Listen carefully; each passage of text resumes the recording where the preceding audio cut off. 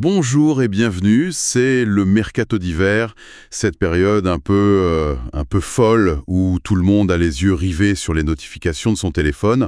On attend tous la prochaine rumeur, le prochain transfert qui va secouer la planète foot. Et aujourd'hui, on a une pépite, une information qui pourrait bien être le point de départ d'une carrière vraiment exceptionnelle. Pour notre analyse, on va se baser sur une seule source. C'est un choix, mais la source est excellente et l'info est brûlante. Un article publié ce matin même, le 5 janvier 2026, par le site sénégalais wisport.com. On est donc vraiment sur de l'instantané, une photo prise sur le vif de ce qui est en train de se passer. Notre mission, c'est de regarder cette photo à la loupe, de décortiquer ce qui est en jeu. Qui est ce gamin? El Hadji Ndiaye. Qu'est-ce qui fait qu'un club comme Liverpool, un monstre du foot européen, décide de parier sur lui? Et qu'est-ce que ça nous dit, au-delà de ce cas précis, sur le football d'aujourd'hui? On va plonger là-dedans.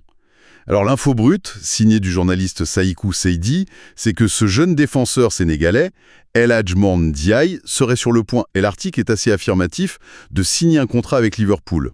L'officialisation pourrait même tomber dans les prochains jours, on n'est pas dans la rumeur vague, ça semble très concret.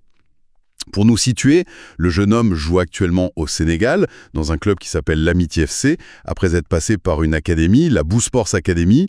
C'est un défenseur, et le point crucial, c'est qu'il est international U17 pour le Sénégal. Et c'est là que, pour moi, tout commence.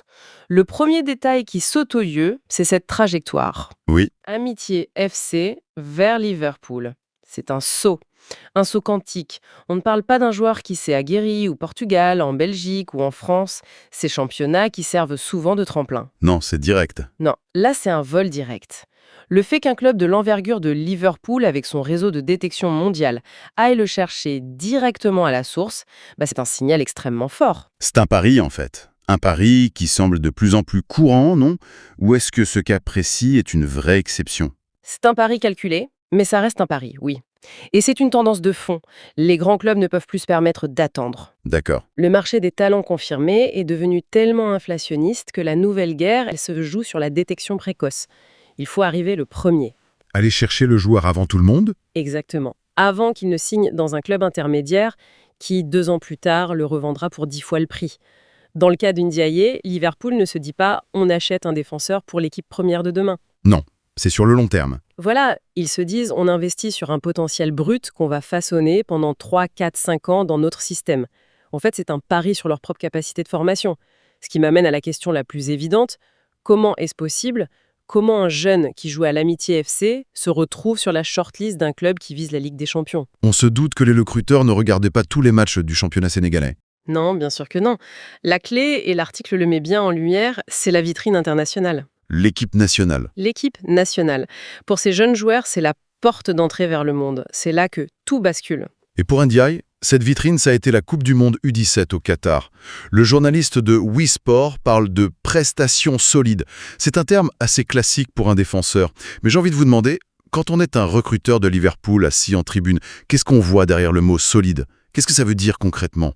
C'est une excellente question. Parce que ce mot peut tout et rien dire. Solide, pour un scout de ce niveau, ce n'est pas juste il l'a bien défendu, quoi. Non. D'abord, la maturité tactique. Est-ce qu'il comprend le jeu? Est-ce qu'il anticipe ou est-ce qu'il réagit toujours en retard? Un défenseur de 17 ans qui lit bien le jeu, c'est de l'or. Ensuite, la gestion de la pression. Une Coupe du Monde, même en U17, c'est une pression énorme. Est-ce qu'il panique à la première difficulté? Est-ce qu'il reste calme quand son équipe est dominée? La concentration, j'imagine. Sa capacité à rester concentré pendant 90 minutes est scrutée à la loupe. Donc on est bien au-delà des qualités techniques pures, en fait. Absolument. La technique, la vitesse, la puissance, c'est la base. Ils s'attendent à ce qu'il les ait. Mais ce qui fait la différence, c'est le mental. C'est la tête. C'est la tête. Solide veut aussi dire qu'il est fiable, qu'il ne fait pas d'erreurs grossières, qu'il est un bon partenaire, est-ce qu'il communique bien, est-ce qu'il replace ses coéquipiers. Il ne cherche pas seulement un joueur, il cherche un futur professionnel de très haut niveau. Une prestation solide, dans ce contexte, c'est un joueur qui a montré qu'il avait déjà les bases de ce professionnalisme-là. Et ce n'est pas le seul fait d'armes. L'article mentionne une autre compétition, la UEFA U18 Cup, à laquelle le Sénégal a participé. Et là, il y a ce détail que je trouve savoureux. Pour la petite finale, le match pour la 3e place, le Sénégal bat l'Argentine 3-1. Ah oui, Ce n'est pas anodin de battre l'Argentine, même chez les jeunes. ce n'est pas anodin du tout. C'est une validation cruciale. Ce qui est fascinant ici, c'est que ça confirme que ses performances en Coupe du Monde n'étaient pas un accident. D'accord, ça montre une constance. Ça démontre une constance au plus haut niveau de sa catégorie d'âge. Et puis il y a la symbolique. L'Argentine, c'est une référence mondiale de la formation. C'est le pays qui sort des talents à la pelle depuis des décennies. Quand une équipe africaine bat une nation comme celle-là, ça envoie un message. Le message, c'est « on est là ». C'est ça. C'est « attention, notre formation est aussi de très haut niveau, nos joueurs peuvent rivaliser avec n'importe qui ». C'est une carte de visite en quelque sorte. Une carte de visite en lettres d'or. Pour les recruteurs, ce genre de match est un test grandeur nature. Ils veulent voir comment le joueur se comporte face à un adversaire réputé pour sa technique, sa grinta. Si Ndjaré a été solide dans un match comme celui-là, il a prouvé qu'il pouvait gérer non seulement la pression d'un tournoi, mais aussi l'adversité. Face à une autre culture du foot. Exactement. Une culture de football différente et exigeante. Il n'est plus seulement un jeune prometteur du Sénégal. Il devient un jeune défenseur qui a tenu tête aux meilleurs espoirs argentins. La perception change complètement. On comprend beaucoup mieux la logique maintenant. Le puzzle s'assemble, ce qui nous amène à la signification de ce transfert. L'article parle d'une opportunité majeure et de la possibilité de franchir un cap important. C'est presque un euphémisme, non? Ah bah, c'est un euphémisme total. Il faut essayer de se mettre à la place de ce jeune homme, signé à Liverpool à 17 ans en venant de l'Amitié FC. C'est un autre monde. Ce n'est pas juste changer de club, c'est changer de planète. C'est un bouleversement culturel, professionnel, personnel. L'article le dit bien en parlant de poursuivre son développement. Le mot-clé est là, développement. Oui, Liverpool n'achète pas un joueur pour le faire jouer le week-end prochain. Ils investissent dans un projet à long terme. Il va avoir accès à des infrastructures, des sciences du sport, des nutritionnistes, une analyse vidéo. C'est un environnement qui est conçu pour transformer un talent brut en un athlète d'élite. Ça a l'air incroyable, mais ça doit être aussi incroyablement intimidant. J'essaye de m'imaginer, il quitte sa famille, son pays, et il se retrouve à côté de stars mondiales à l'entraînement. Est-ce qu'on a une idée des plus grands obstacles pour un joueur qui fait une transition aussi brutale? Est-ce que le principal danger, c'est l'adaptation au niveau de jeu, ou c'est tout ce qui est en dehors du terrain? Les deux sont intimement liés, mais le plus grand danger est souvent en dehors. Le football, il sait jouer, c'est pour ça qu'il est là. Bien sûr. Bien sûr, l'intensité, la vitesse, la rigueur tactique de la Première Ligue, même au niveau des équipes de jeunes, sont à des années-lumière de ce qu'il a connu. C'est un mur qu'il va devoir franchir. Oui, un vrai mur. Mais le vrai défi, c'est l'adaptation globale. La langue, la nourriture, le climat, l'éloignement de la famille, la solitude peut être un poison terrible pour un jeune joueur.